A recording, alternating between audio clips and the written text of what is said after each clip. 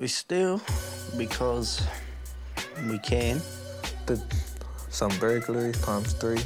Leaving school had a big part of it, like me getting in trouble. If I wasn't here, I'll be getting stoned and drunk. Wasted years. I haven't had a session in ages.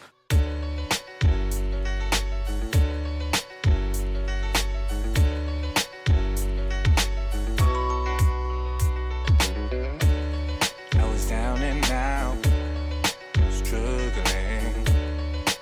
Wondered how I'm gonna make it through. I got a dream. Holding on. I'ma hold on.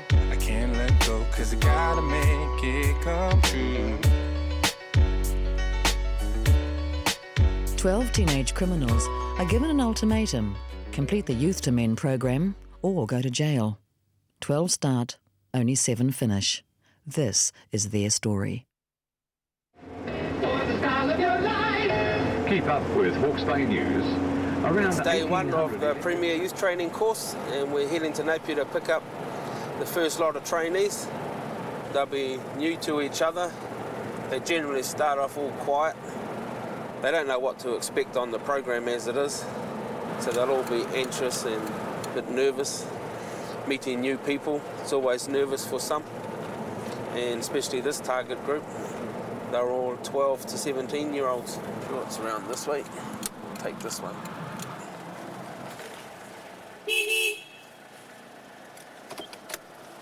Usually wait about a minute, then give them another beep. We'll have to go look for this fella, I think.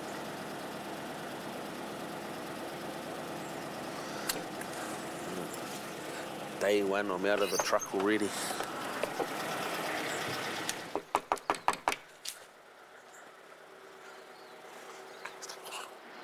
Okay, let's get juiced. Yep, come on in. I'll wait for you in the truck. Callum, I'm 14. I got expelled from the first school I was at. And then when I moved to Gisborne to be in a boarding school, I got expelled from the boarding school. I've got 3 teenage sons. Callum Henne's my youngest.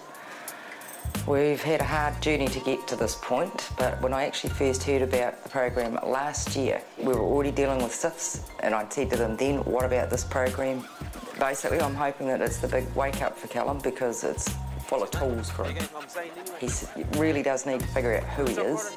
He's struggling with his own identity, copying the wrong people, very angry about things, but he's lost. So I'm hoping that he's going to find himself while he's on the course. 7 minutes. 7 minute stop that was. Tomorrow it'll be 5 seconds, eh, Callum? Have a good first day.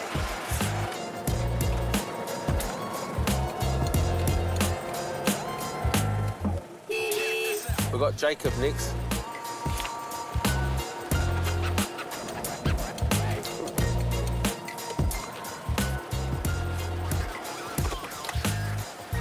Oh, my name's Jamie McLaughlin, and I live with my grandparents, but I've got 2 kids as well. They're 6 months. Their names are Silas and Shazan. Staying with my girlfriend's nan. How come you're on this course, bro? Cool. He came into our care when his mum passed away. All this fighting we've done for a long time to try and get him on the straight path since he's been at crash, really, eh? Vance, he's gone to his mate Hayden's. I think that's his name, and they're both here, hopefully. It'll be Vance in the white hat, I take it. I'm Vance Morris. I live in Napier. Some of my hobbies are cricket, rugby, basketball, and I like drinking. And I got put on the course because it's a court order, because I was getting in a bit of trouble.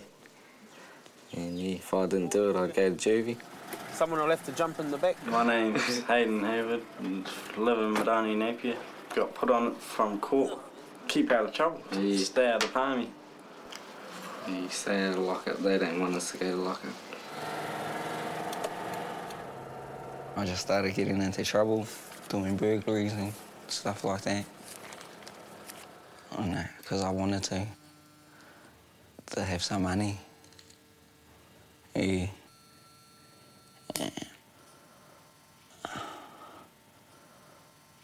For drugs.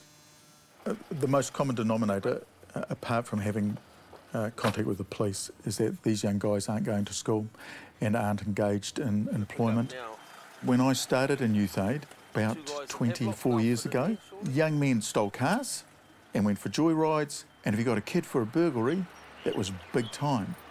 Now, it's young men committing aggravated robberies, young women committing aggravated robberies, and serious violent assaults, which were certainly, when I first started, the parameter of adults. The Youth to Men course is a 15-week diversionary program designed to get 12 young men back to school or into employment. The course is run by Henare O'Keefe and Rory McCullum and is supported by the police and Child, Youth and Family. Bright-eyed and bushy-tailed. Henare has a background in youth justice, and he and wife Pam have had over 200 foster children. Rory McCullum has a background in British Special Forces and runs the Flax Rock Adventure Centre where the course is based.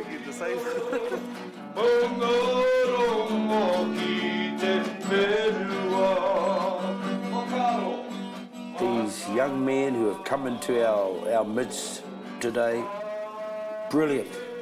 You can just see the potential oozing out of every pore. But more importantly, you can see the craving for attention and love and affirmation. That's why I say it's brilliant, because it gives us the opportunity to do that.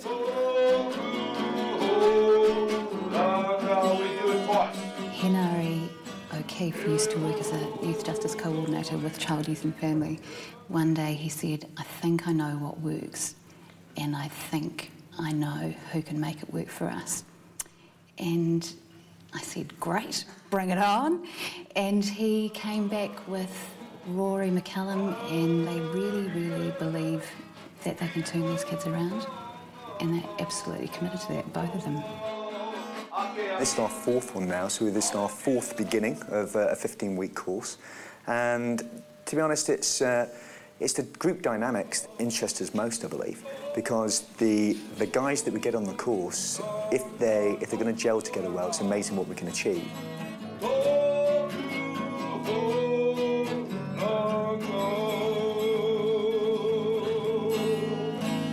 That's how our day's going to start off. Every morning, no matter where we are, we'll start our day with a waiata, we'll start our day with a karakia, and then we'll get... So that's your first lesson. And I can see we've got a lot of work to do.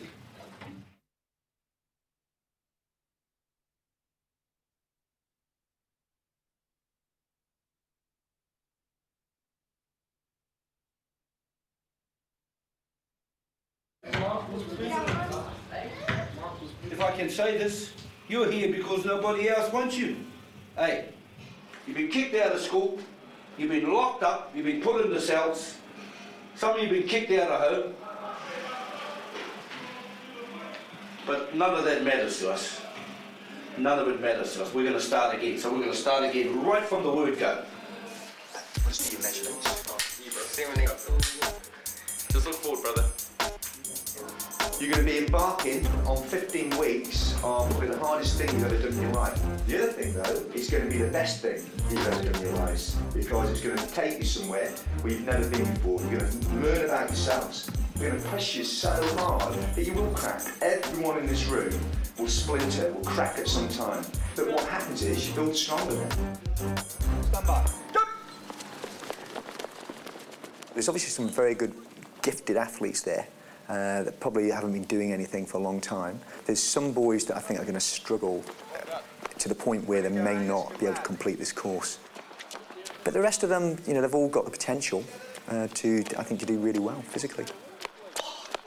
Hey, we're not trying to turn out blimmin' hotshot flippin' athletes here. We're trying to turn out good men, good young men. So in that regard, given what's ahead of us, some of them may be found wanting in that. That's where our skill and our tolerance and patience comes in, where we've got to kind of guide them through that process. The way is to stay there. I thought when I first started this course that it would be ratchet, because I thought I wouldn't have known anybody. Ready, Rob? Yep. Don't drop me. Things that other people told me about this course, that it was hard in there. Yeah. Just straight. Just go straight. Yeah, Just I'm gonna lock go, up. dog. Okay, here we go. Good lad. Well done. Brilliant. Let's go, fellas. Go, dog. We all like the same things, and we can all relate to each other. We've all done the same things. Good lad, Tony. We're all at the same level. No one's higher than anyone.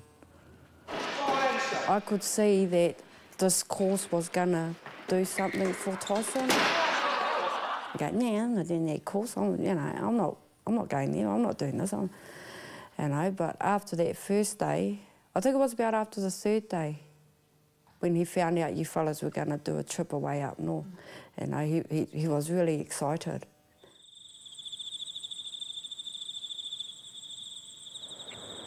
The journey to Miti Miti, we left about 7 o'clock in the morning or thereabouts. The drive itself took us about 12, 14 hours. Kids, so to everyone, a big welcome to Miti Miti. Kia ora tātou. Thanks, Charlie. Charlie and Jake Duck, they have this horse trekking outfit up there, and so we thought, let's take the boys up there. The rationale behind going to Miti Miti was to get some sort of bond going and give them a taste of the outdoors adventure, take them away from home, get them out of the environment, get them out of town, away from all those influences in and around them. In hindsight, though, I would suggest that perhaps we went a little early. We should have built up a relationship first. Establish as firm as we can a relationship and then put them to the sword, so to speak. Your turn. Come on, guys, go! Come on, guys. Come on, mate. Let's go, lads. See again? That's all right, lads. We'll get you down there. Come on, Jacob. Let's go. Come on, Vance. Let's go, mate. Let's go, Tyson. Chelsea, come on, boys. Come on. You start getting up there. Come on, Cody. Let's go, boys. Come on, Tyson. You don't put my blanket on my way. This is probably one of the first times the boys are going to be pushed to any sort of limit whatsoever. So it'll be interesting to see how they react. Now let's start getting into the mental state of all this. We're up here for a reason, and that's to have some fun and also do something a bit different. Put some shorts or something on, fellas. Everything we're going to get is going to get wet and sandy, lads. So don't start wearing loads of your stuff down there. All you need, bare feet, some shorts, and that's it. If you want a vest, then fine. You don't even need a vest, lads. We're going to go down there and we're going to get wet. Where's it going, man? Had a nice sleep and they woke us up at 6 in the morning. Told us to run down onto the beach. It's raining, cold wind. I think he makes us do that because he's from Scotland and it's pretty cold there. Go down and we do 10 sit-ups like this, or like the videos there. 10 sit-ups, 10 burpees, 10 press-ups in the water, get your head under first. Okay, we're doing it with you. There you go, down you go. Good stuff, fellas, that's great. Great.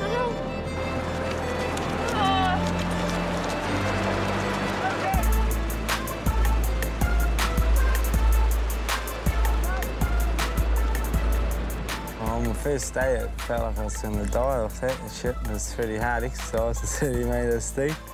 Running into the sea for no reason, making us cold. Well done, fellas, keep going out. Start enjoying it, lads. Bloody lovely in there. One thing that they are missing is a sense of importance. To know that they're worth salvaging, that they are worth loving, they are worth hanging on to, they're worth working with. Once they get that sense of feeling, there's half the battle. You're on your way. Guys, have something to eat. It's going to be a long day. Do you put milk in porridge? Hey, there's one. I meant the basics, right? We've got to listen, lads. Oi. Down again to the tent. Everyone down to the tent. Where you go? Everyone, down you go. Come on, fellas. It's simple. It's really simple. Shut up, listen, you don't do press-ups. Right, what we're going to do now, men, is we need everyone's sleeping bag in the back of the vehicle. Everyone's got a dry set of clothing for tonight, fellas, yeah? Right, men. Got all the stuff. We're all ready to go get the horses. We're gonna have some fun, men. We're gonna have some fun. I've done camping before. I find it just boring. You just sit there in the middle of nature doing nothing. I can't be really bothered camping. Fellas, all your rubbish, you know the routine. Take back up to the house. House! The house! Going up there for such a long period of time, so early on in the course, it's the first time we've ever done that. And the boys were coming off the drugs, they were coming off their fast food, their fizzy drinks, their cigarettes. And I think they were detoxing at such a fast rate that it was a bit of a time bomb sort of waiting to happen.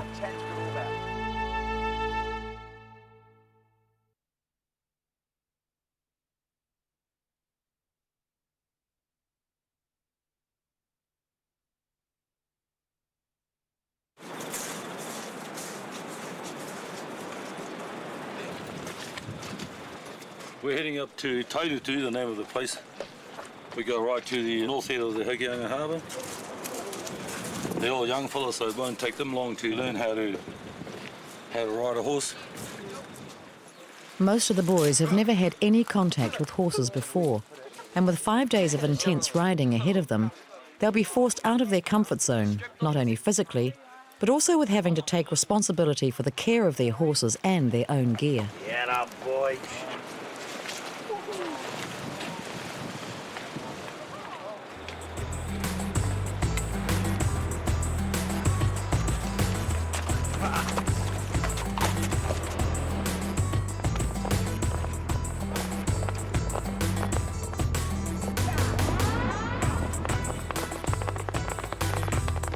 These are boys, they love to laugh, they love to you got to have fun with these guys. They love it because there's healing and fun. There's education, there's security and fun. And we forget that. It's the greatest resource at our disposal is humour when dealing with these young men. They love to laugh.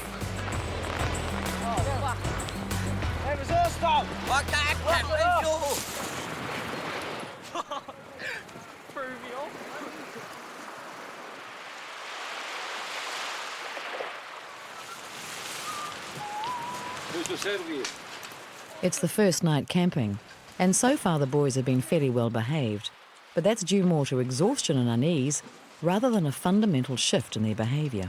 He was a pretty laid-back kid. He was pretty easygoing. He didn't have any trouble with Vance really when he was little. We didn't have any trouble with him right up until he was about 4 form, and then he started getting into a little bit of trouble, little things, but nothing bad. When it came to 5th form, it was the teachers from the year before that were actually picking on him. He actually got a good report at the beginning of the year, and then they wanted him to leave, so he left, but they still wanted him to play for the first 11 cricket team because he's such a good cricket player. Yeah, I wasn't too impressed with that. They didn't want him to be at school, but they wanted him to be in the first 11 cricket team. I think leaving school had a big part of it. Like me getting in trouble. Just had nothing to do all day, so got in trouble instead. We just want to go around and gauge your feelings on today. Some of you really warmed to the task. I mean, by the time we got to journey's end, I mean, you were galloping all over the place. That was great to see. Vance? Yeah, no, it was pretty alright.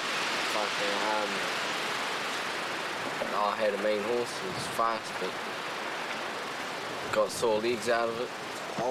Tyson, you had a great time on yours. It was alright. It was mean seeing those sandhogs. Was it worth the trip coming all this way? No, not one to put words in your mouth. Yeah. Jacob? No, it was pretty choice riding those horses, like especially galloping and stuff. That was pretty fun. And it's made me look at horse riding way differently. Do it again. Since I was about 7, I've been living with my dad. Don't like school. I went about 3/4 through 5th form. And then, yeah, just stopped going. The alternative to the course. If I didn't do the course, it was juvie for me.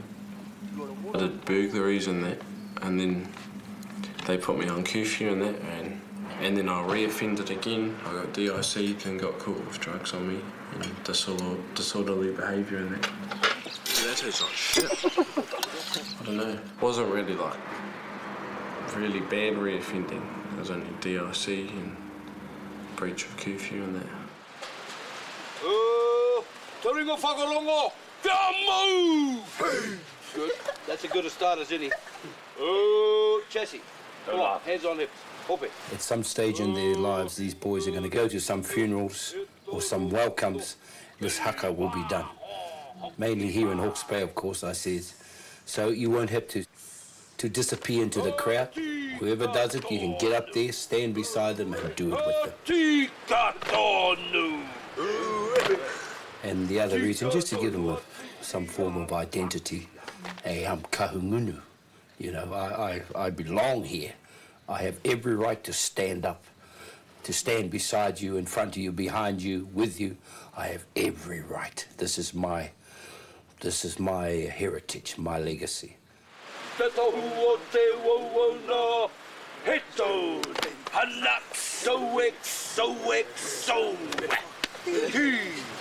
don't think it will scare much, but great. Great effort, fellas. We're getting there. Keep practicing. Hey, you know, the first time we couldn't even get a squeak out of him. Not a bo peep. So they're getting there slowly. Tea's hot. Awesome. Cup of tea, boys. You fellas want a cup of tea? Nakoro baka pai. Come have a look, come have a look. It's a meat and baka baka pai. Come and eat it. It's called food. Bushman's food.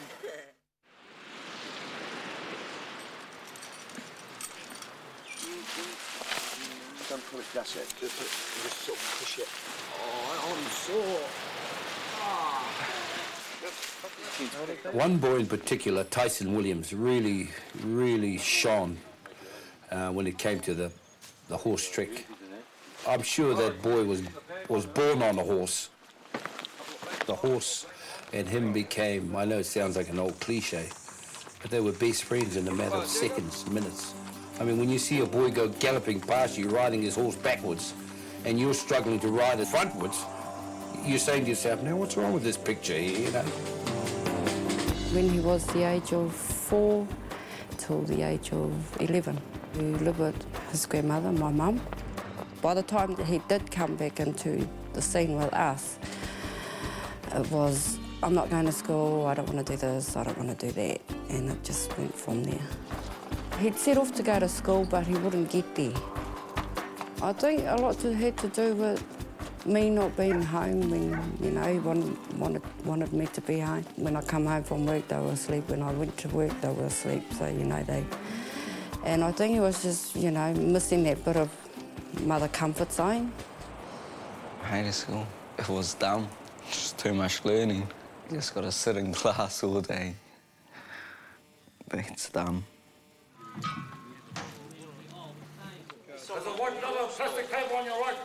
Before the boys leave the campsite, they're made to clean up. Rubbish duty suddenly gets interesting when the boys think they've stumbled across magic mushrooms. What's that? There's no such thing as a magic mushroom around here. Jacob, when I get back, mate, Sergeant Alan Potter, we have to do instant reports. You've just taken a drug, mate. You've just taken a drug. We saw you do it. So when we get back, mate, Sergeant Potter will know exactly what you've done, and you'll get the consequences, son. I didn't eat it, you fucking faggot. Fuck up. Who are you calling a faggot, man? Not you. Well, don't call anybody a faggot. Yeah, well, tell him to get his fucking facts right, because I didn't take it. Better apologise, Jacob. Nah, fuck you. Hey, mate. Go nut to the pigs, that's what you are, just a little bitch.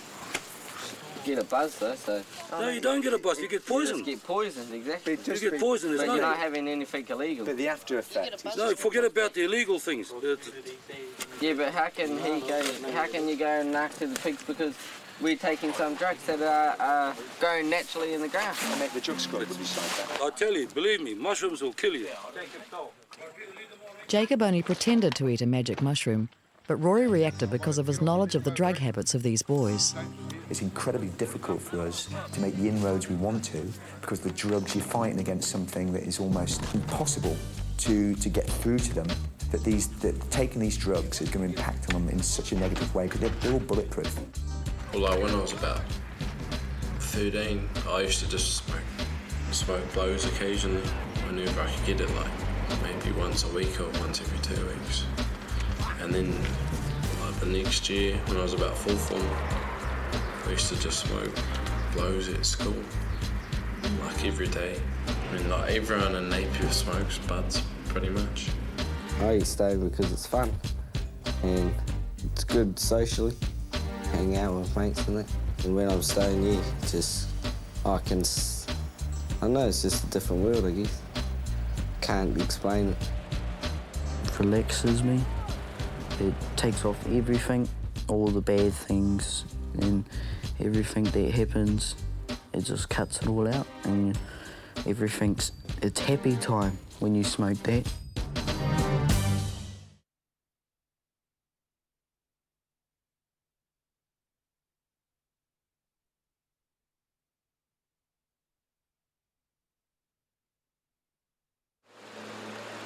The boys are about to undertake their biggest challenge yet.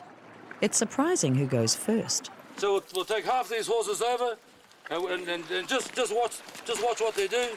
Ride your horses into the water, and once the horses start swimming, and then you slide off the back of the horse, hold the rope you got round his neck, and the horse will drag you across. If anything happens, let the horse go. We got a safety boat here to pick you up. Who wants to take my horse? No, mate, don't be a pussy. Do the job yourself. Come on, Callum's gonna do it, boys. So. I was the first one of us 12 to actually go into the water.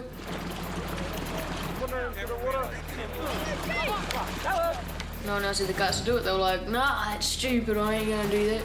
I go, and then if I do it, I reckon that everyone else would do it. The tide is going out fast, and the boys start to panic as their horses sense their inexperience.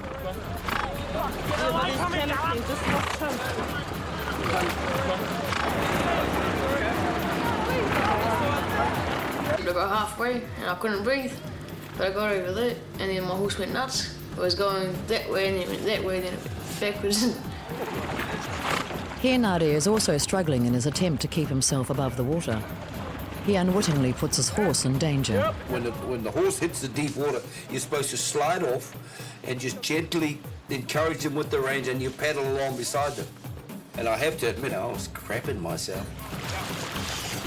Was it? I'll let it be known here now, I never drowned my horse. I never drowned it. It just went underwater. It submerged itself briefly. Just stay there, Kennedy. You all right? I'm gonna take you up here. Yeah, you're in. Think about it. Take me over to the boat and I'll help with that horse. I'm gonna... The boys have to get over to the other side. If their horses can't take them, they have to travel on the barge.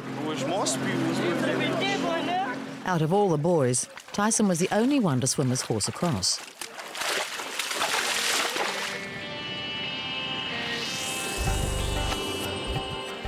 Don't forget, we got nothing to eat tonight, so we got to get our tea here. There's heaps of them, though. I'm really proud of these guys. They've only been on horses for 2 days now, and they're really riding well. So I'm really happy. I'm really happy with them. Hey, how you catch a crab? Look, see? You catch them and you push them down like that, and they can't bite you. Nice enough.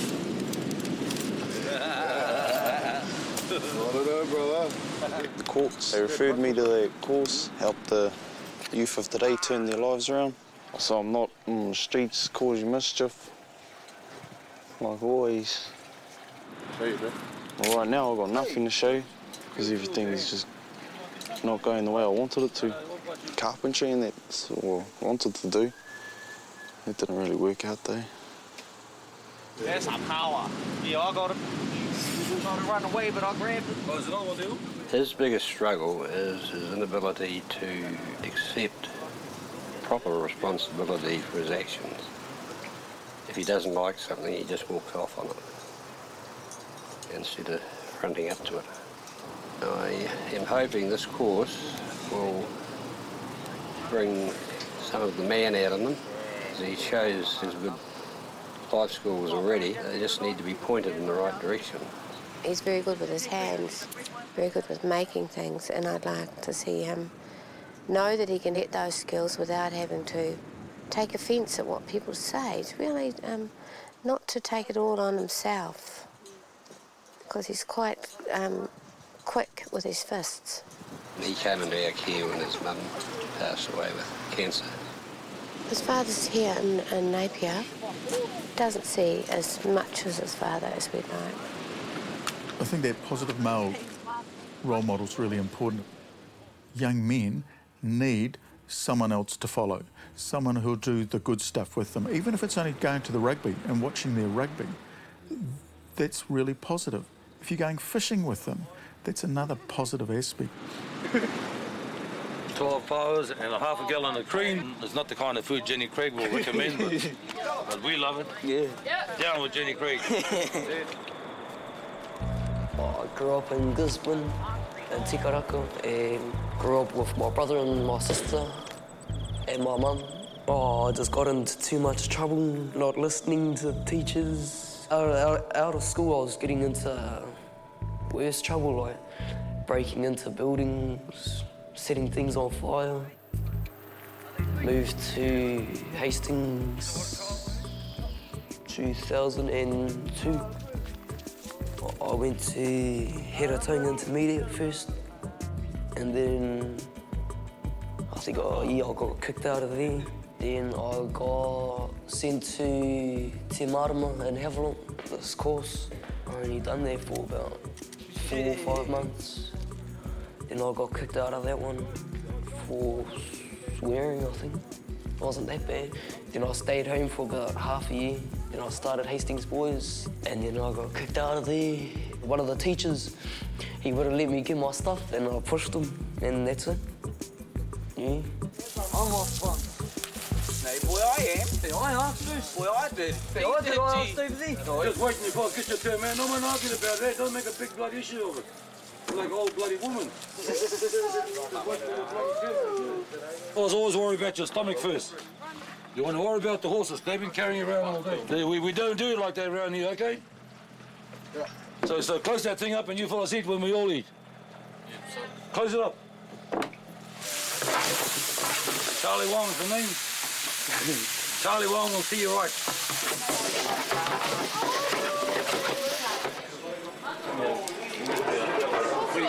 Just down there. Come on, You told me to sit with myself. I had at least just like breakfast. if I should have doing that. Whenever I have a cigarette, it's always I have 2 puffs, and everyone's like, "Oh, after you," and they grab it off me, and it's just I swear, and then I get in trouble for swearing, so I can't exactly win. Sit-ups are Callum's punishment for swearing. He has a pin in his arm which excuses him from doing press-ups, which is what everyone else would have to do. A lot of it's frustration. A lot of it's the flow-on effect of having 2 older brothers. The dynamics with 3 boys has been fairly violent at times, is the polite way to put it. And it's also hasn't been able to settle well at school because there was bullying there originally. If you're getting bullied for all those years, at some point they've turned into bullies. And a lot of that's actually not focusing even on other peer group young people. It's mostly taken out on me. I grew up like treating it a certain way. It's impossible to change it because that's the way I grew up. Like as soon as she does something wrong, I nut off at her. That's just me. Yeah, it's dry here. No, you can wash, you little pussy. No, it's not dry. No, Yeah. you wash. No, No, you wash. No, you wash. No, you can wash. Hey, I'm drying. You can wash. Careful with your face. I got things dry. I'll do it. As long as I'm doing it.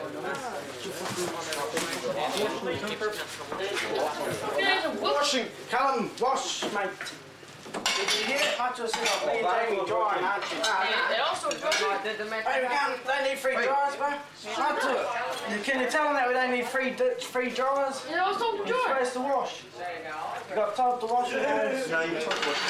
No, you're told to wash. I thought we were drying. You guys, okay, dry dishes for as well.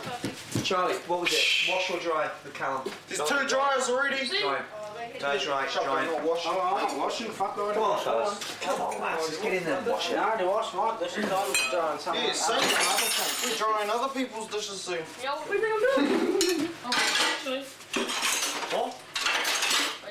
Wait for the right time. Shut up. We're genuinely worried the way this course is sort of going at the moment. We've never had a course that has behaved like you boys are behaving. Taking the piss out of each other, getting him in a corner and flicking him with towels. All the issues, like we give you $800 tents, they're the best tents. And what happens? We say to you, push the poles through, do this. Do you listen? Nah, yeah. You just break the poles and just move on to the next tent. There's just no respect. In the end of 15 weeks, if all 12 of you are in the same place you are now, there's no point. You need this course. We don't need you guys. I don't need this course. Mate. I'm still going to be the same. Why are you here, son? I don't even want to go into that at the moment. Because there's nothing to do at my home. One thing that can happen to you on this course can change your whole life, fellas. If you're willing to let it happen and open up. Oh, it's day 9. Yeah, week 2. Fuck. Been shit sometimes. Bullshit. Fucking old Roy wouldn't even care about my tent. No pillows. Because they make us get up early, yeah. He fucking don't even listen. Yeah. Fuck, I tell Roy that the tent's broken and he doesn't care shit. And he's always going on about how he's been SAS ghetto. Like, they warehouse shit. He's always moaning at us and he's always using the same excuses. And he said that he was going to support us with pillows. And what happens? Fuckers come here, no pillows. Jackets, cold showers. If I wasn't here, I'll be getting stoned and drunk. Buzz out. Wasted ass. I haven't had a session in ages.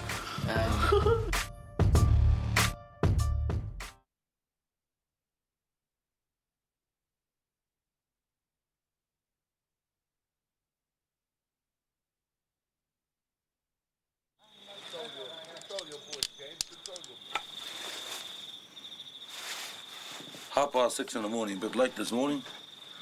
Half an hour late myself.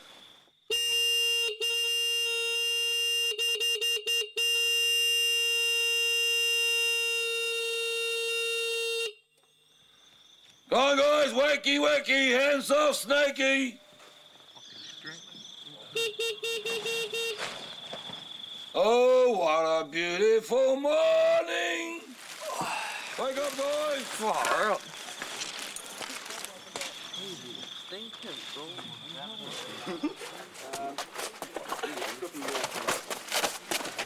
Who does this, fellas? Someone's going to be without a sock. Nobody's? Right, then the rubbish. Because you'll pay for it a little bit later on. When you start getting blisters and that because you got no socks. Oh, yeah, there's be another one here. Here's some stick too. Hey,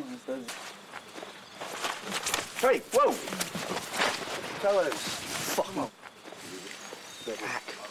What the fuck? You thought I shoved that in my fucking nose? I just get pissed off fast. 14, I used to have a mean-ass anger problem, but then I went to anger management. They never really done much. I know it's hard, mate. Everybody struggles with that. What you need to do, all right? I'm not telling you to suck eggs. What you need to do is take a deep breath and walk away, mate. Walk away till you cool down, and then we can handle it, all right? I know you got a bit lippy there. That winds you up. And mate, this thing here, that doesn't solve anything. Not a thing. That thing there will put you in jail. All right? Miti. Although our rationale behind it was to bring to the surface as quickly as possible the pus within these boys, so we can know what we're dealing with. Normally it would take 5 to 6 weeks, and you see all this stuff coming to the surface. But in the second week, it came to the surface almost immediately. He goes to Tyson. Tells us there's shit over here. Oh, you shit. Smash his fucking face. Get down, fellas. Do a bit of fitting. Just make it easy, fellas. 10 good press-ups. Elbows, fuck. Get down, Cal. I don't know my feet. No, you're doing press-up, Jamie. What the hell, this fella down? He's got a pin in his hand. He's got a plate in his arm, mate. I had a pin in my arm. I had a plate in my hand. I had a plate in my hand last night. Good, Angus. I'll do it. Good separate, mate. You on my feet? Bang, gone, all over. Still crap. but right down. 100% better. Yeah, I know. Keep improving like that, we'll be all right. Oh, at least I can do You do 15. Good lad. Callum, well done. 4. Smack. Jamie, leave him alone, mate. Smack. Jamie, leave him alone. 4. Even when it was just one person to pick on, it's always been like that at school and all that. I'm counting, you know. 5. He's trying. I don't know, some of these people we can hit someone and get kicked out soon. Oh, leave him alone, mate. You should go on 5, 5, 5, 5. It's stupid. It's like counting. Yeah, well, he needs to harden up. It's not their fault. I don't care what anybody says. Bloody lock them up, bloody. It's not their fault, mate. That's what they've learned. This is a big ask of these guys. We're asking them to change in 15 weeks. It ain't going to happen. We're asking to change the habits of a lifetime. It's natural to them to get up and start swearing. It's natural to them to wake up angry, wanting to smash somebody. You ain't going to change that overnight, mate. And I'll tell you what, the only way to fix it is love. That's the only way to fix it. You can give them therapy, give them the psychiatrist, take them on expeditions. But love is the key, mate. It is. We've got to unlock it somehow. We've got to show them that they're free to be able to love and still maintain their mana. To be free to be able to say, I love you, I'm sorry, but still retain their mana. That's what we've got to show them, that it's a sign of strength, it's not a weakness. It's not for faggots, as they put it. That's what we've got to do. And you ain't going to do that by screaming and yelling and kicking their blimmin' butts. That's for sure. The trip to Mitsi Mitsi was intended to bring everyone together, but the reality was no one was prepared for what was about to happen.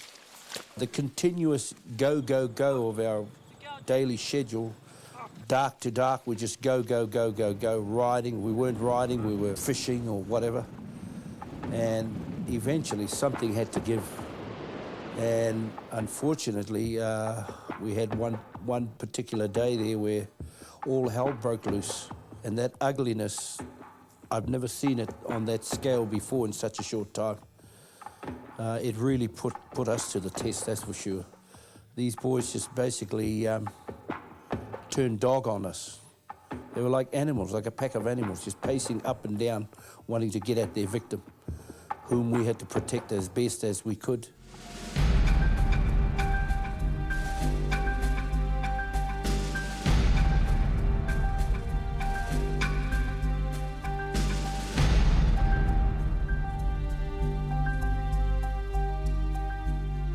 The actual incident up there, though it was serious and I understood the gravity of it, to be honest, personally, I'd never really felt threatened myself.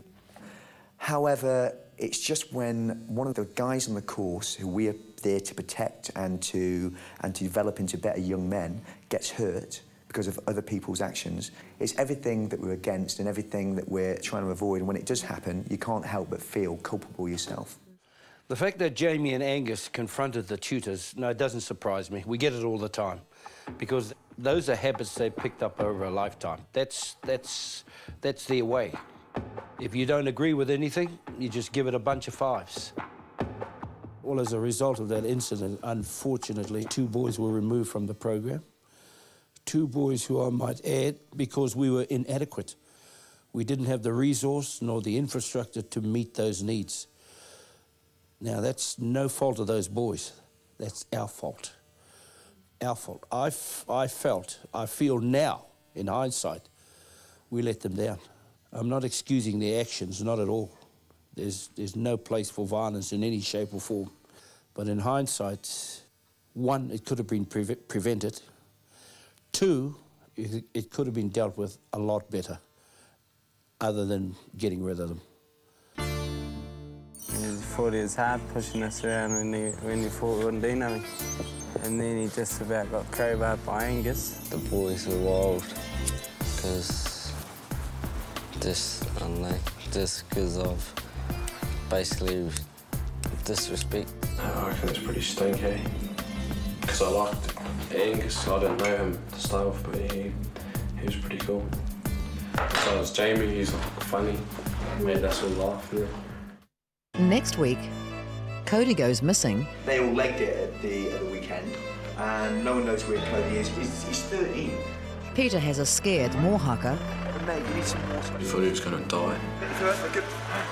Henare makes a controversial decision. The way that the program is going is not for me. And the boys get a makeover. Can't you see it's uneven? Shut up, I don't care. Look at yours.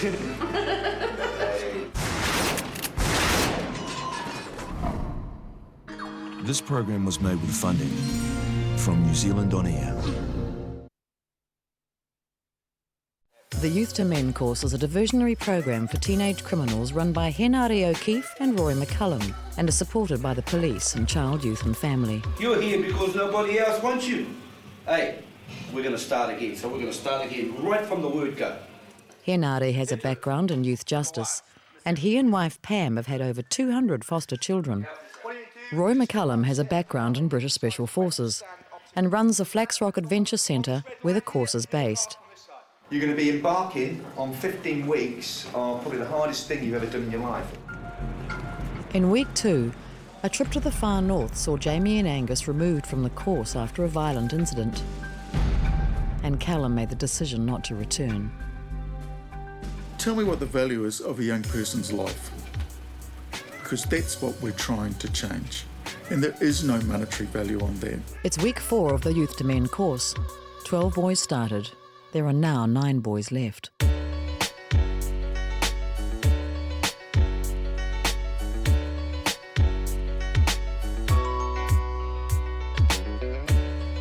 was down and out, struggling.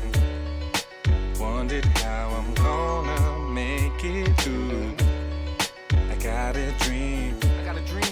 Holding on. I'ma hold on. I can't let go, 'cause I gotta make it come true.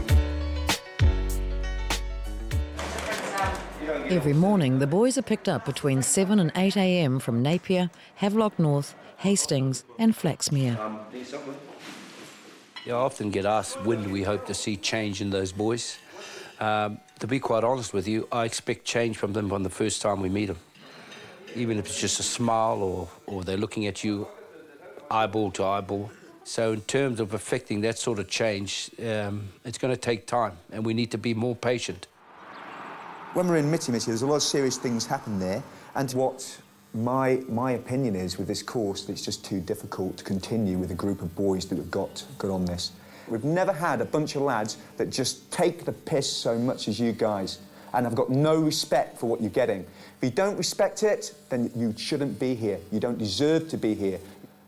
From this moment, if you do not want to be here, we'll remove you. We finished with 2 boys on this course, even 1. If that 1 boy at the end of this course has made some changes, then I'm a happy man. Just give it a go, fellas. And to do that, you got to move your lips out. Especially you white fellas. You fight white fellas. Mate, come on. You got to give it a go, man. He honore, he Claudia. Instead of going, he honore, he Claudia. When you fellas hold that note, you're going flat. So what am I going to do? We're going to cut it short. Yeah, so you go, he honore, What are you trying to say? Come on, Colo.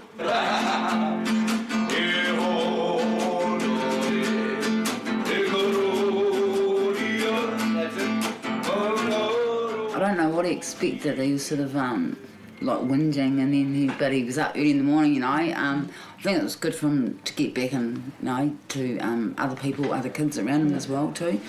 He seemed to really enjoy it actually from day one, because he wouldn't go otherwise. Like, he'd just say, no, I'm not doing it. I'm looking forward to going places, doing stuff. Getting out of Napier, stop getting in trouble. Change my chainsaw licence, learner's licence, and all of those. All the things you need so you can get a mean job. Oh yeah, I'm not looking forward to the hiking, because I'm a bit unfit. Won't make it up the hills.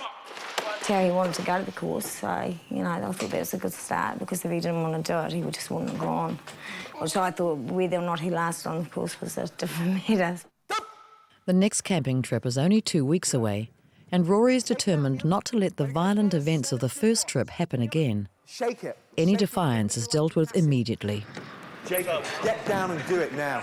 Remember at Mitty Mitty, when you reacted the way you did, you started shouting and screaming at me, and you apologised. Don't go there again. I can see you going there. Don't do it. Get down, do 10 press-ups as you're going home. Go on, mate. Keep going. Everyone now, what I want you on a mat, on a weight. A mat, on a weight. Move across, quickly. Cody, don't want to do it? You have a step, you go home then. Go get changed, Cody. You're going home. Right. Fellas, if you didn't want to be here, he doesn't want to be here. Everyone now, fellas, what you're going to do on the mat, you're going to do half sits. On here, you're going to do military press, fellas. Good strong stomach. Well done, Hayden. Good, Tyson, that's a good rhythm. Stand by. Change! Fast changes, fellas. Straight down, straight on. Then where you go. Let's start getting a bit of aggression. This way you get rid of your aggression. Go on, Peter, get it up front. The one thing I was taught in the Marines, in the Commandos, was if you're feeling weak, don't show it. Because all people see is weakness. And just show, you know, if you're feeling weak, you might be doing something a bit weak or something like that, but nobody really knows it if you keep your gob shut. Jacob, this is what I'm talking about, mate. You're just not putting the effort in, son. You're showing me one simple thing. You don't want to be here, mate. I'm trying to do good on the course, like as good as I can. The alternative, if I didn't do the course, is juvie for me. I know that he can just kick me off just like that if he wanted to. So I don't want to give him too much shit. And down. Up! The thing about these boys is their bodies, they've been so inactive and sedentary in their lives, and their bodies have just been waiting to do what they've been designed to do over the thousands of years, and they respond incredibly. Peter, and down. It's when you see that personal development and that change in somebody, and somebody will come up to you and they'll apologise, or they'll talk to you, or they'll have a conversation with you, that it's just normal. And these boys in the initial stages are anything but normal. Push down on a person. It's a constant battle against these kids, and often, every now and again, there's the big eureka, but very, very rarely. And it's normally just little, tiny results. You start to feel yourself getting a little bit fitter? We can see it. Abs now. Yeah, honestly, you can start to see it. Tyson, I saw your tricep for the first time today, mate. What's that? That's the thing there. It was actually when you're doing your press-ups, you're starting to see the little V. And that's happened. Out of all the matchers, the instructors, they struggle with Tyson more than anybody because he's so disruptive in a class situation. But he genuinely doesn't get it. He doesn't understand. He just thinks he's being funny and mischievous and endearing, I believe, but he's not. And the more we challenge him, the better he's getting at it. On death's door. Wasn't so much him getting into trouble at school, like doing any bad things at school. It was just when he got to school, he wasn't listening and he was slow in reading, and there was really no one-on-one basis for him to, further himself and, getting ahead with his reading and maths. So when you don't know anything like that, then you become disruptive, and then you create problems in the classroom and all that. And that's what, he was finding. Appearance contributes to self-esteem and confidence, so the boys are all taken down to the local barber. Nice to see you. But no shorter than that. Yeah, well, Good on your bad. They're already... You see that comment? 2, about 3. 1. Hey, guys. Shut up. Can't you see it's uneven? Shut up, I don't care. Look at yours. You don't want to look at yours. It's uneven though. Nah. I don't want a haircut. It's not the dentist, Tyson. Worse. It's cool. I like my hair. It took me a long time to grow my hair. See.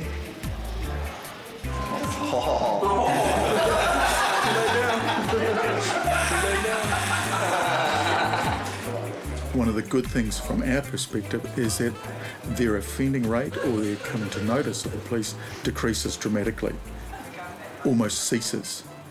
That's a huge plus. And we are finding that after the course is finished, most of those young men, their rate of offending has decreased. Hey, ladies and gentlemen, Tyson Williams.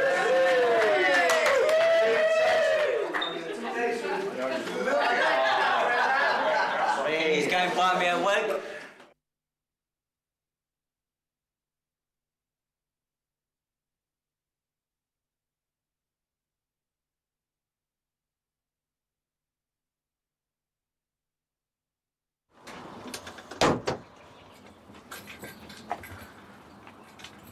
Oh. Would have been sixth form this year if I keep going, but got caught tagging. I didn't like school that much anyway, so I just left. I was just not good at it. I hate maths, so I'm not good at maths. I don't even know how to do my pluses. Oh, I'm not good at social studies, English, and science. This is my little closet down here.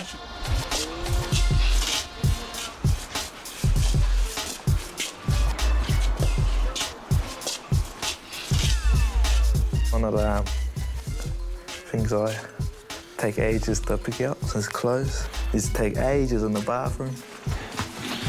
All right, so do your sides first. The easiest. Because when I was growing up, I was a little rugged fella, a little horrified. Mum and Dad wasn't that rich to buy me some clothes, yeah. So Mum used to just make them. But I was all good with that, so long as my body's covered. He started getting older.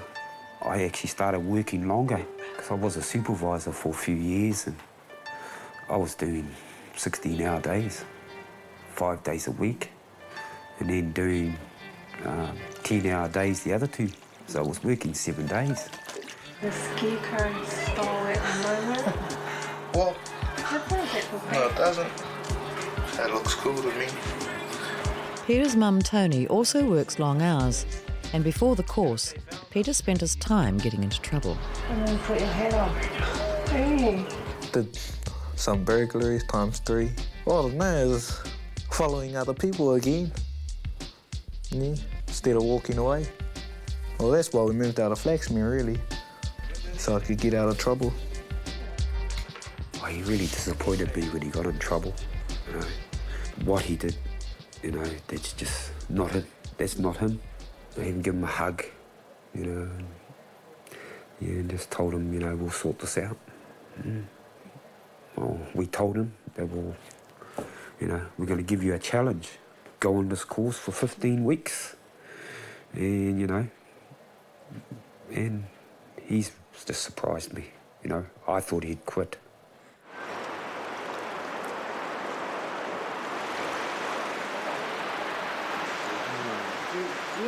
Excuse, please. We'll get you harnessed up down here, man. And then we'll crack on, lads. We'll give you a brief when we get up on the bridge. Nah, I ain't doing it. Oh, have a try. Nah. I don't know yet, I'll see. It depends where they're going from and shit. Oh, I'm not doing it. The young men who have participated in this course, some have offended and are part of a police diversion scheme, but all of them have huge risk factors in their life. And from a police perspective, it is to give them an opportunity to look at another reality, another set of options. They become physically fitter and to give them some alternatives to the lifestyle that they're engaged in. And it also gives them some at-risk behaviour, which is done safely, so they can experience great things, but in a safe environment.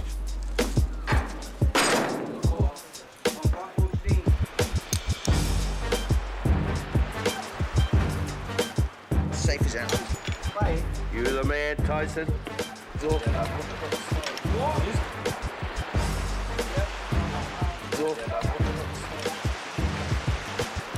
That's it. Hey, be an expert.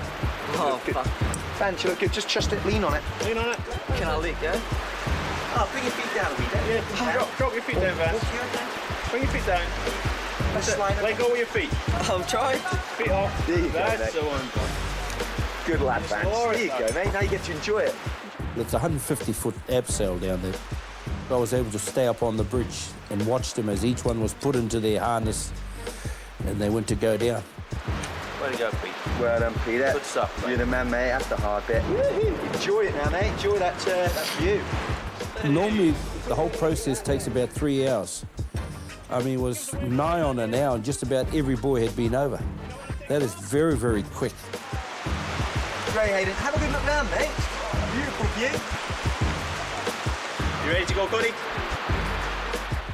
Cody, very sad kid, very rarely a nice word to say, very negative, opposed anything you would ask him to do, and have a good rationale behind it all. It's not even hard. All it is you're just coming down from some rope. That's all it is.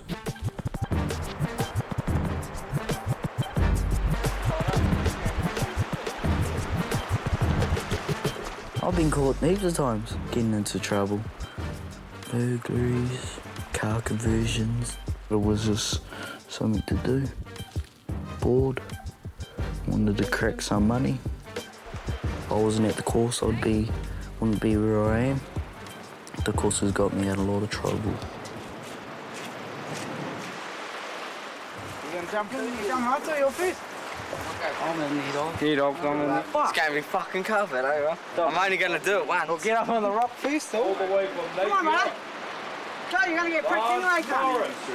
Oh, what a monkey. Young men today who engage in crime are doing it for the thrill, to take the risk. In my day, when I was a teenager, the risk was going down to Undercliff and jumping off the cliff. We discourage our children now from doing that. You can't go kayaking, you can't go mountain climbing, you can't do all these things because you might get hurt and then someone might be held accountable. And I think we've taken so much risk away from our young people, good physical risk, that they engage in antisocial risk.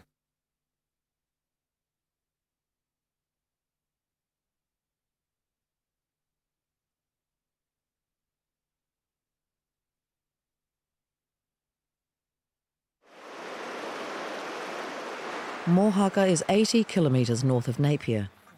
After the morning abseiling, the boys set up camp on the Mohaka Reserve. Good lad, mate. Who's in your tent, mate? Why aren't they helping you, son? That's what I just told them. Hurry up, Al. Guys, who's in Pete's tent? Oh, he's prospecting for us. Good.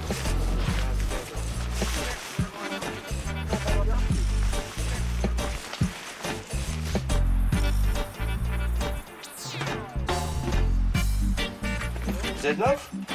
You sure? I can eat that on my own. Brother, what's in here? I think we should get high. Nah. Peter likes these.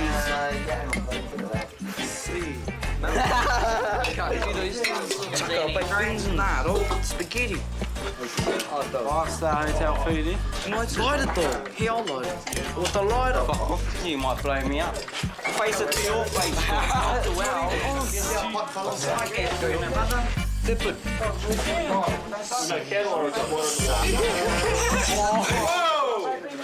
Guys, be careful. Fellas, put it down before you light it. Put it down, flick all the things out, and be careful with them.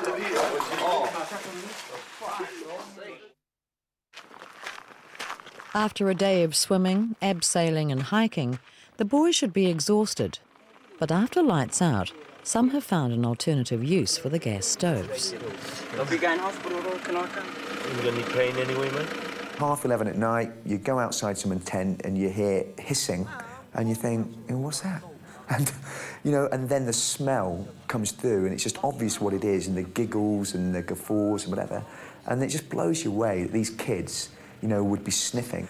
And I can honestly say, it shows you how naive we are, I am, that I would not believe that a gas stove would be a dangerous object. Yeah, we were all sniffing, and then I got up to go into my tent, and I was falling over because I was tripping out, and Peter came up and started jabbing me, and then I had a fight with Peter. Peter was on the ground, and then he started having like a epileptic fit. Well, it made Peter go psycho. Like, they fell on the tent, and then Peter tried to get up, but he just rolled onto the ground, went into some sort of fit, and I actually thought he was going to die. So that freaked me out a bit. Peter was lucky. The reality of sniffing butane gas often has dire consequences. Everything good? Yeah. Hi, mate. Idiots. It's butane gas. Idiots. Kill you, that shit. I wasn't one of those fellas who sniffed the butane, but sometimes I know it's just when you're there and all the boys are there, it's just you feel like having not a buzz of some kind, so they just pick the butane, but I won't do it because I've already had a mate who's passed away of doing like that kind of stuff, like gases and that. You got a jersey? Hey, got a tent. Where's your tent? Over there. Come get it. Right, Pete, go get some. A bit of the chocolate into you too, mate. Just being an idiot. Well, I didn't enjoy it because of his yuck taste. Well, I didn't know what really happened. They reckon I started a fight with Cody and got out of hand and I got stomped in the throat and ended up going unconscious. The drugs and alcohol, etc., call it PE, narcotics, marijuana. It's so deeply embedded in these young men. It's not seen as unusual or bad for you. It's just part and parcel of their daily lives. So it's a culture. It's a lifestyle. When you want to break that cycle, you know, you're dealing with the habits of a lifetime. It doesn't happen overnight. But the difficulty I find with that is it continues to undermine our work. It's like taking 3 steps forward and 2 back. But despite all of that, they still progress. They still progress. We got a choice of cereals.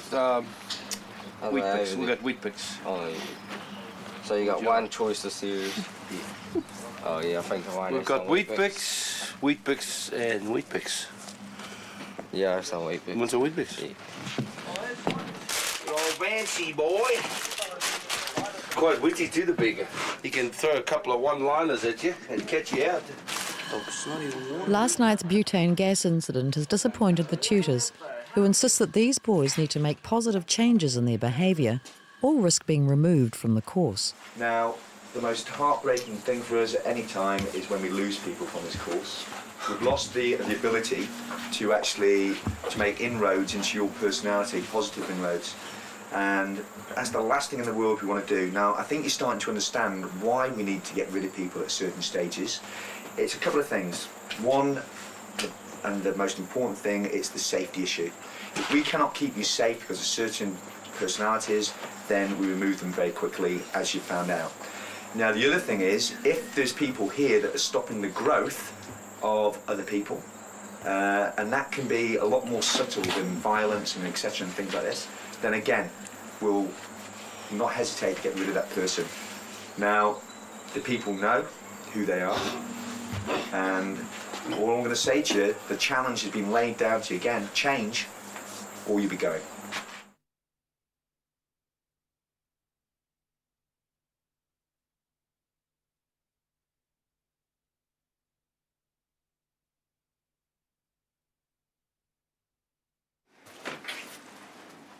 Since the beginning of the course, Vance has been living with his best mate, Hayden.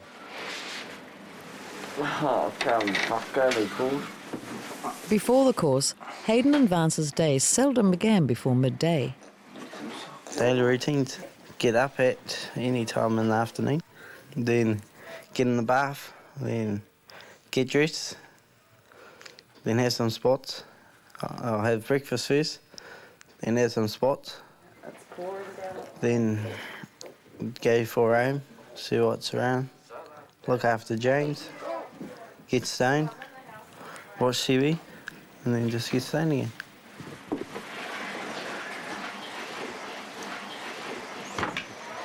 Have you seen my red hat?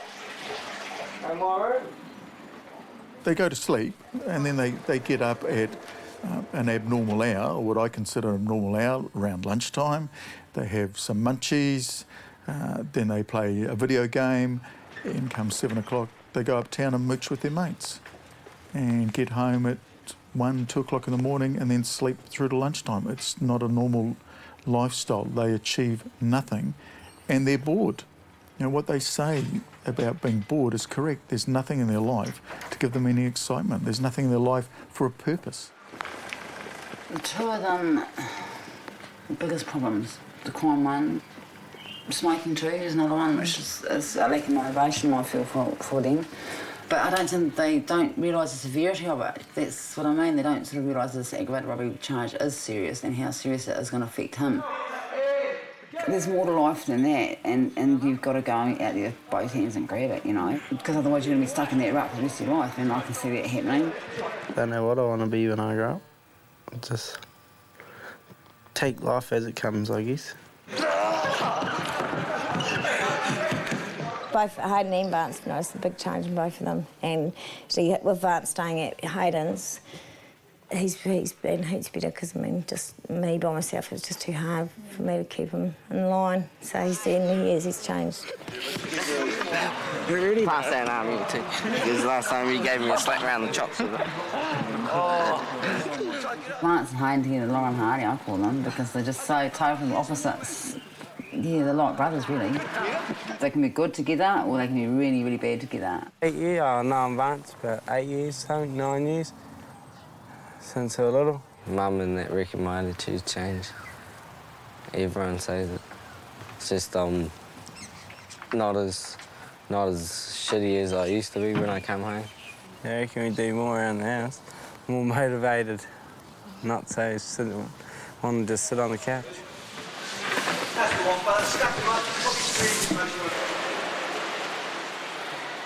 A lot of these boys have disconnected from school. There is nothing there that they feel is relevant for them in their lives. There's nothing that, even if it was relevant, that they feel that they're able to achieve. And so the backbone of the course is to show them that, yes, they can. Like, there are 3 goals from the course, either that the boys get back to school, or they get into training, or they get into work. Okay, man, away you go. When you've completed this course here, you can, if you wish to apply for a job in any swimming pool complex in New Zealand or in Australia. By the 13th, 14th week, you're going to be put into a classroom, and the exam will go for about an hour, hour and a half. Who comes last on this one, son? 20 press-ups. Oh, brother. So there's incentive, man. I can't even swim. Of course you can. Just you're a good swimmer, Jake. What you do, guys, you sprint as fast as you can to the far end. The loser is going to go again against the next loser. Okay, so try and win. That's it. Okay, stop. Not all the boys are competent in the water. Jacob is worried because he can't swim.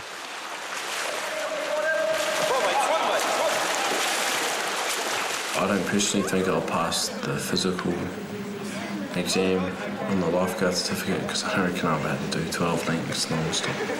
Unless I get real fit and actually learn how to swim. Flaxmere Marae is where motivational speaker Des Ratima highlights the importance of knowing who you are. Each individual has their own sacredness, their own tapuness about them. You can't do anything about that, and neither can I. I can't change your tapuness, and you can't change mine. But you can impact on it. Or in Māori, you can takahia it. You can start to play around with it. And everybody has that. And when you come together as a bunch, that tapu strengthens. If you don't believe me, go to a game of rugby. They have no sense of identity, these boys. Wouldn't have a clue. You talk about Snoop Dogg and 50 Cent, oh, they know everything about those fellas. When you talk about Te Rauparaha and Hone Heke, they wouldn't have a clue. My ultimate outcome for these young men after the course, now I have very high expectations. I want them to add some more zeros to their thinking. I want them to be thinking, nah, I'm not going to work in the freezing works. I'm going to own the bloody freezing works. But you can tell us where you're from. I'm from Rotorua. Yeah. Don't know nothing about it. My mountain's Ruahine. My river's Manawatu, I think. My walk is my Honda Civic in the backyard. My name's Hayden Hayward. I live in Mirani. Got 2 sisters and a brother. And I live at home with my old lady and my old man and old Vance over here. And I like this course because it keeps us out among the old backpackers. Well, Taranaki's my mum, and Awa, I don't know. And Waka is my, I don't know. OT. The course, I think it's got me out of a lot of trouble because I was in trouble before I was on the course. They only put me on this course because I didn't have anything to do at the home. You're only allowed to go out unless you smoke. I'm gonna bail. Gonna do the runners. Although his parents live in Masterton, Cody had been living in a secure residential home in Havelock North. Anyone seen Cody? he's hiding deep at the moment, isn't he? Probably all know, fellas. Oh, isn't he cool? They've all Sefton Street guys, obviously where Cody was staying in care, they all legged it at the weekend, and no one knows where Cody is. He's in contact with his grandmother and his family, so phoning up saying, look, I'm okay. But obviously they're trying to find him so they can get him safe again. He's 13. It must be, it must be really hard for him to be in that home. He said he was 40. He's on the run, old Cody. He's blitzed the scene. If I was him, I would be doing the same thing too. Like, he's been in so many different family homes, and he's done the runners from heaps. That's why he was in, like, the most secure one in Havelock, where they lock all the windows, lock all the doors. Yeah, and then he broke out of that one because it's just so boring because you can't even do anything. If someone would take him on board, I reckon that would help him out. And what's going to happen is he's going to end up in a more secure place now where he won't be able to run. But if he does, they'll find a more secure place for him. You cannot win against the authorities. That's the first thing you've got to learn. Cody had been missing from the residential home for a week, but he'd remained in contact with Essie, his great-grandmother. He'd been arguing with Essie when he punched the wall, causing damage to his hand. Despite this, Essie took him in for the duration of the course. When he got back, we just accepted him straight back onto the course because he hadn't actually committed any crime, and so nothing that we could do or the police could do. And then he decided to place him with his gran. I didn't like Sefton, so I took off. We were on the run for about a week, and then I went to Nans. I think I was the only one that's available that had no ties. I was the only one that was free with no kids. And Cody always wanted to come by me anyway. She's the best out of everyone. Because she knows how to understand. Where's all those others? They don't care. I'm really happy to have him. He puts me through a lot, but I'm not going to give up. Nah, I won't give up. And since he's been there, I must admit, he's improved incredibly, and he's doing really well, exceptionally well. His whole demeanour has changed, and his attitude, and he's a much, much happier kid, and a real pleasure to take. I pulled you out, dog!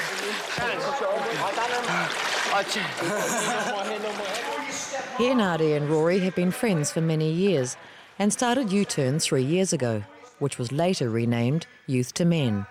For Henare, the course is taking a different direction to what he had originally conceived. Doing judo throws or karate throws, whatever it is, the most important thing is our hands. And just by using the hands, there, we can knock somebody off balance without even doing any throwing action whatsoever. And that's called teiwaza, which is hand technique. Stand up, mate.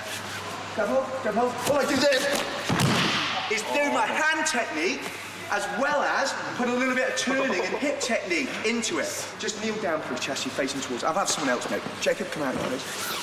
Kneel down, mate, facing that. Come out here a bit further. Good. That's it. You put the hands there, and all I do is here. Okay. I just feel that the way that the program is going is not for me. The ministry, the gifts that I have, don't sit well in an environment such as this. That doesn't make that environment wrong and me right. Fuck. Okay. You roll.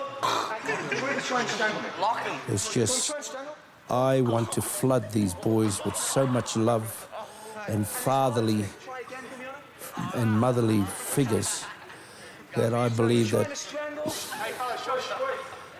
the way the program is heading now doesn't lend itself to that. It's more along the lines of a disciplinarian, military-type kaupapa that prevails.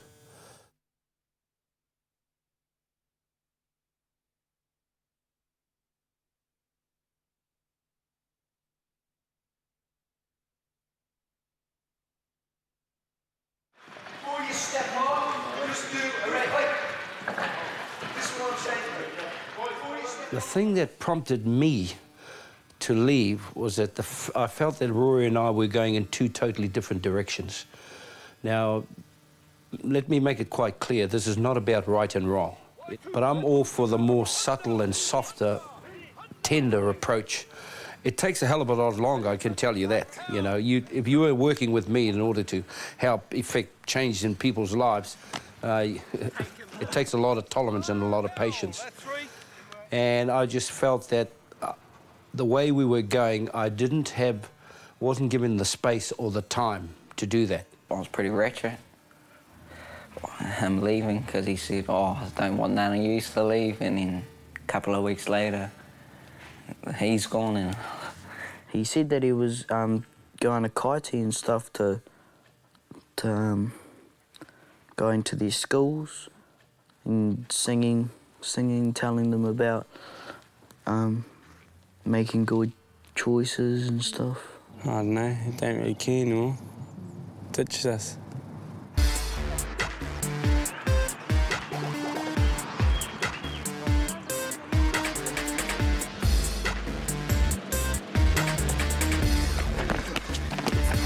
Great effort, Peter. What an athlete. Keep going, man. Come on, Hat. Keep going, mate. Don't walk, fella. Anyone walk, guys? Do forward down. Good man, Peter. Push it, push it. Come on, Chelsea. Right down, right up, right down. Hayden has just blown me away with his ability to try, because he's not the most gifted physically in the world in fitness levels, because actually he is gifted genetically. I think underlying beneath that is there's a really good sort of quality athlete. Out of all the courses we've ever done, I would say he is the one that has tried the hardest in this initial sort of opening weeks, and good on him. I'm just blown away by the size of his heart and his guts to push himself to literally he's sick. You know, he's an amazing young kid. Vance, he has these real spoiled sort of outbursts. But again, what a good little kid, really. An incredibly gifted athlete. And with confidence and with his natural physical ability and his obvious intelligence, he can achieve, you know, great things. Peter, a very affable lad, and you can't help but like him. And again, he's got a really good, well-developed sense of humour. And his behaviour is actually very, very good. Jacob Ganaway. I mean, I didn't think he'd make this far on the course because of his behavioural issues and his serious drug issues. And, you know, I'm very, very close to binning him on several occasions, but for whatever reason, kept him on when really we probably should have got rid of him for many of the misdemeanours that he's made. All of them don't like to be challenged by figures of authority, and I suppose that's what we become on the course. He's always trying to sort of challenge me and shit, but he knows that he can win. But he thinks that I think I can win against him or something, but he's always got it wrong. Straight down now into the exercise, mate. Fuck, Jeremy's an unfair cunt. No, he's not. He is. He's not, Jacob. No, I didn't run up the middle thing, so he made me go back, and Hayden hadn't done it twice. Doesn't matter, mate. Just keep going. Hang on, Jacob. Just do yours. Jacob, come back. Now we're talking. I'm used to doing that. You walk. What about do you two again? No one's been unfair, mate. We've asked you to do something. You've got to do it the way we've asked you. It's not your way, it's our way. He walked and got him back, got him to do it again, and then he walked again, got him back. And by that stage, to be honest, my philosophy kicked in, where I thought, right, I'm going to take him. I'm going to take him to the point where he's going to splinter. Any more cheating, and we'll go again. Fuck you. You've got half an hour until we go, all right, boys? So work it. Start making up bullshit when you don't even know for sure, Stu. Fuck. Let's go, boys. 5 down to 1. Let's go. Come on, everybody out. 5 down to 1, and we finish for the day. Do it well. We can't cheating all the time. That's right, Hayden. Sure. Go back to your tune again. Sure, it's a 5. Come here. Get back in, man. Keep moving, Tess. Keep moving. Get back in. Jog, even if it's slow. Oh, did I only do 4? Jacob keeps walking and not doing the exercises properly, and Rory believes Jacob is deliberately defying him.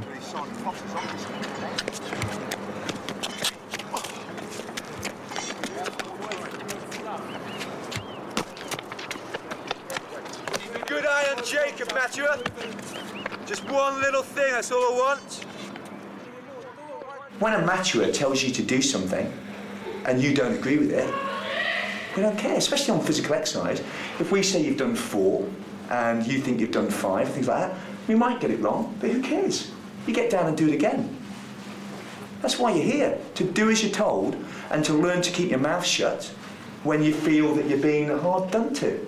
Now, maybe just sort of saying, oh, why am I doing it, things like that, we understand that.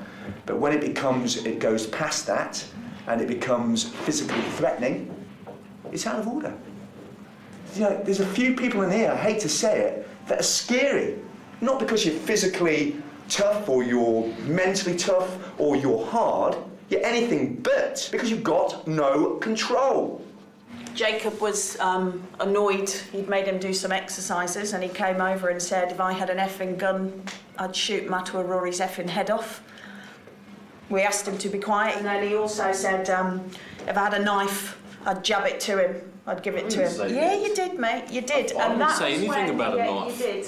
And that was when I said to you, hey, be quiet. Matua Rory has saved your butt. No, honestly, I don't. He said Yeah, I didn't say I had a knife. No, I didn't say he said something that you'd jab him. No, he said him being jabbed like that. No, don't think so. I just don't care because I'm so pissed off. I just say it. But then I end up regretting it later. Because he's not going to go get a gun and shoot him in the head. Say it. Yeah. It's just unfortunate that his wife heard me say it. She added something onto it. Yeah, and then she tried to say that I was going to stab him with a knife. I don't know where that came from. Who's going home? All 3 of you. You got to go home. Oh, don't know. Don't take out all that thing out, because I didn't No do the verbal abuse, fellas. No verbal abuse. Vance, take it. Vance is still annoyed and speaks out over what he feels is an unjust dismissal. I didn't say no one, you made us go home because you wanted to accuse us of fucking cheating, that's why. Vance, don't carry it on, buddy. Just leave it. Ask if we come back tomorrow. Go, Vance. Where you go? Jacob. So we don't come back tomorrow, eh? We don't have course. The decision we made, mate. The reports are going, the decision we made. Simple as that. It goes to the authorities, son. You know that as well as I do. You know the system better than me. Vance, Jacob and Chassis were sent home for the rest of the day for verbal abuse. He just doesn't get it in the sense where he just keeps doing, he'll try and do 4, he'll walk again. And he's basically, what he's trying to do, it's a tussle of power. And he's trying to get away with something, make you so sick of getting him back that he'll let and that's a win for him. And so obviously, we don't let him win. And got him back yet again, and so what he do, he splintered. Just the way he talks to me, eh? Yeah, he reminds me of my dad, sort of thing. Not of my dad, but just the same. I don't know, it's hard to explain. It's like something your dad would tell you. Yeah, just like someone like. Just how he gets angry is sort of like my dad, and that makes me get angry because I get angry at my dad, sort of thing. I don't know. It's just obviously we're going to react like that if we it's just winding us up. I think we need Matua in RDB. That'll be heaps better. I know that I'm going to be getting kicked off, probably 90%, bro. 95%. Oh, 99.9. Fuck, I don't know what to do, dog. The answer is simple. This is his last chance. He is not going to sort these problems out doing 6 months in residential in Palmerston. He's got another 7 weeks with us, and our challenge is to get him to actually realise, and the penny to drop, that he cannot continue to do that if he wishes to stay out of prison.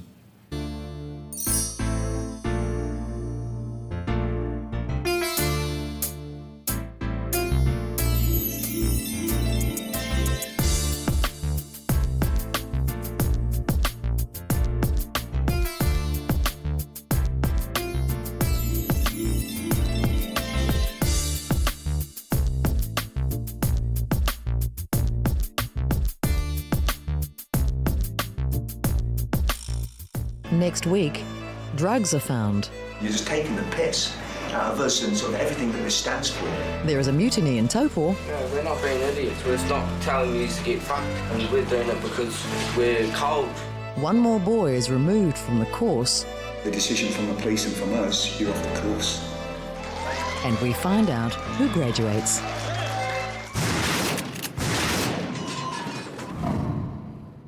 This program was made with funding from New Zealand On Air.